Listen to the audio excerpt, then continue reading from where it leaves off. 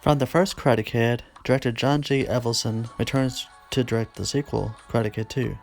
Picking up right from the first film where the tournament ended, Karate Kid 2 1986, the first half is the weakest part, and as 6 months later passes, Daniel has his prom and his girlfriend dumps him, and his mom is written off. I understand why they did it to save time for the film's sake, and for more important moments.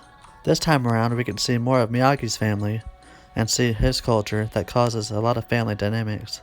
We're introduced to the more vulnerable side of him, saying goodbye to his father. We get a very tender moment between Miyagi and Daniel, who comforts him and mentioning his own father, which is hands down my favorite part of the movie. And not to mention the beautiful landscapes of China.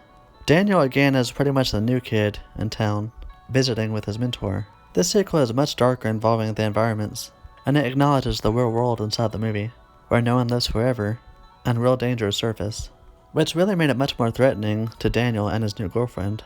Old friendships turn to rivalries and bad blood between Daniel and his new enemy, Chozen, whose anger is connected to Miyagi's first love interest, and it just opens up a whole new can of cobras. There's definitely a lot going on in the sequel, which is why the first half feels so rushed, so they can get to the actual point of the story. And once they do, it's really great. The action is even more intense, because it's not just a tournament, it's real life. This is one sequel that honors the first and stays true to giving itself its own identity, and not rehashing itself so much as the first that we see several sequels do. The first is obviously the better one, but this sequel definitely holds up, and holds its ground. And the chemistry between Ralph Macchio and Pat Morita couldn't be better. The enemy is even more threatening, because he's not just jealous to get the girl, he wants to kill her. I think someone's had too much soy sauce.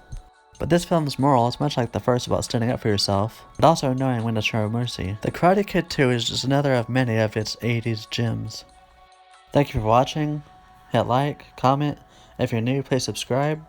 If you'd like to see more, click the link in the description below to watch my review for the first Karate Kid.